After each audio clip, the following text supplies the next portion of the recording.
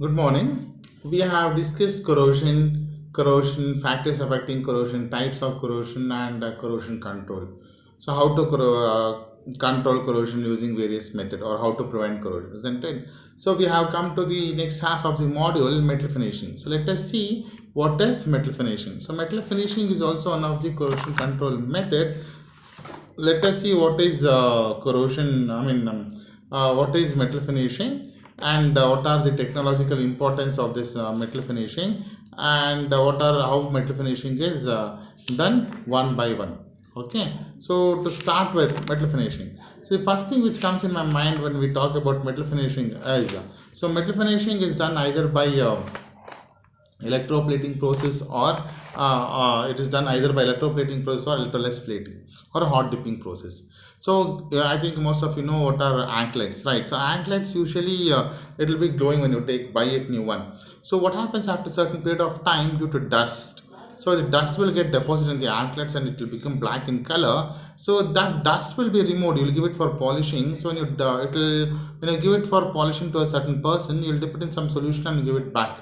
So that is one of the metal finishing. So metal finishing, you have some, so this is a plastic is a insulator. So you're supposed to make it a conductor. How do you make it a conductor? Going to deposit a metal on the surface of this. You deposit a metal on the surface of this becomes a conductor. So a single metal cannot have all the properties. The metal cannot have all the properties like optical property. It cannot have corrosion resistant property. It cannot have hardness. It cannot have corrosion resistance. So in order to impart all these properties in a single metal finishing is very important.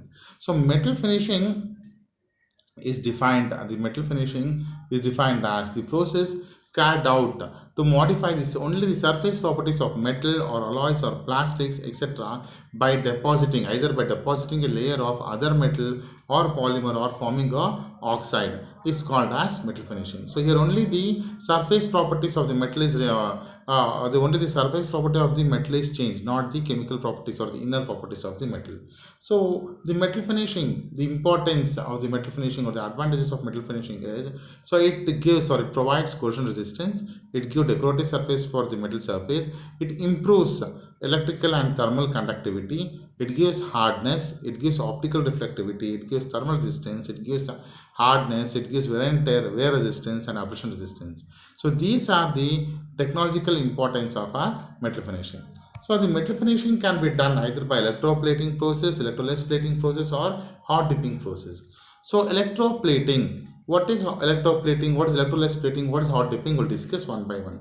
So to start with hot dipping, what is hot dipping? So take a solution which is hot dipping. So dipping in a hot solution.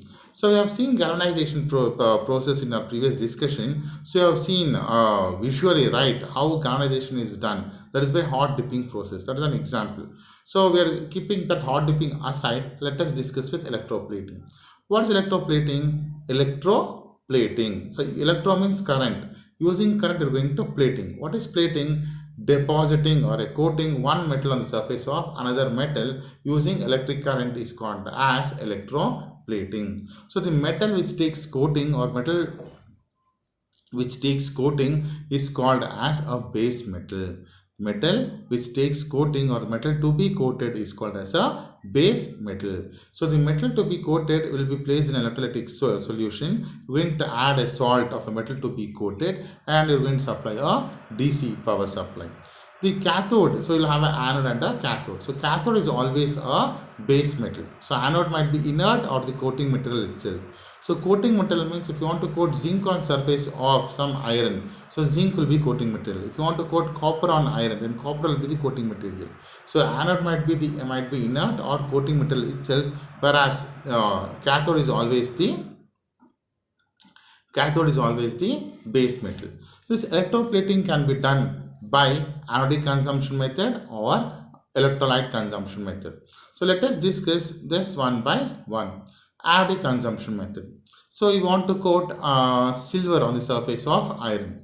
So silver on surface of iron by anodic consumption method. So silver on surface of iron. So this is iron. So since this iron takes coating, iron becomes cathode. Iron becomes cathode. This is the base metal. Iron becomes cathode. So we're going to coat silver on the surface of iron, right? So silver is iron. So we're going to add soluble salts of silver. So silver acting as iron. So let us, since there is copper as anode here, let us consider we're going to coat copper on iron. So what happens when you take copper? So copper will at anode, what happens when you pass DC power supply? Copper undergoes oxidation to give you Cu2 plus and 2 electrons. This Cu2 plus slowly, copper will slowly decrease. The thickness of copper will be slowly decreased. Cu will become Cu2 plus, and this Cu2 plus will move towards the copper, cathode, and take it deposit in the surface of the cathode as Cu. So slowly as the reaction proceeds, what will happen? The electrode acting as anode will decrease in size. So as the process proceeds, the anode will decrease inside. Anode is consumed. Since anode is consumed here, it is called as anodic consumption method. So let us, we have a small video here which shows the electroplating process. Here we have Small iron. video. If we coat it with other metal like copper, nickel, etc. that doesn't get rust, we can use the key for a long time. To get copper plating, we need a small piece of copper, electrolyte, which is a copper compound. Like copper sulfate, it is very easily available. 5-volt cell or 9-volt is enough to supply required electricity. First we make copper sulfate solution. Now we connect the key to negative side of the battery using a wire. Then we put the key in the solution. Now we connect the copper piece to the positive side of the battery. You may add a switch to start and stop electricity flow. Now let's see how electroplating works. When electricity passes through the copper sulfate solution, copper sulfate molecules break down into copper and sulfate ion. Now copper ion, which is Cu++, gets attracted to the negative electrode. Here the negative electrode is the key. Then copper ions receive electrons from there and it turns into neutral copper atoms. Thus copper is deposited on key. When copper is deposited on the key, copper plate supplies copper ion to the solution, and that's why copper plate starts eroding. Now this way we use piece of nickel instead of piece of copper as positive electrode, and we use a nickel compound as electrolyte like nickel chloride or nickel sulfate. These are very easily available. Electroplating is very useful. Iron is very cheap, however iron tends to corrode and rust. So we can make things with iron to make it strong and then put a coating of nickel, zinc, chromium or tin to make it more durable, and all thanks to electrolysis and William Nicholson.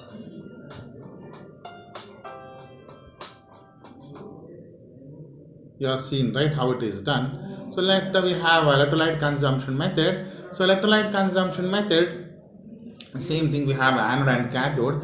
If you want to coat copper on surface of iron, so we'll take anode, inert anode. So the base metal is as usual, it is cathode itself, iron is the cathode. We're supposed to coat copper on iron. So how do you coat? Anode is inert. So now what we're going to do is we're going to add soluble salt of copper, that is copper sulfate. When you add copper sulfate and when you pass current, what will happen? The copper sulfate will dissociate to give you Cu2 plus and SO4 2 minus. When you pass current, when you dissociate, the Cu2 plus ions will move from anode to cathode, and there it will get reduced to give you Cu. Cu2 plus will accept the electrons and get reduced to give Cu. This Cu will get deposited on the surface of the cathode. So here the concentration of the electrolyte is getting reduced. Electrolyte means the concentration of Cu2 plus is getting reduced. So therefore it is called as electrolyte consumption method. So example for anodic consumption method is might be your copper plating, nickel plating. Example for electrolyte consumption method is for any of your passive metals, maybe your chromium, nickel, tungsten, aluminium, it is done by electrolyte consumption method. For all passive metal, plating is done by electrolyte consumption method. Non-passive metals plating is done by normal anodic consumption method. So this is how plating. So hot dipping already we have discussed. So in our next discussion we will discuss about chromium plating. Thank you.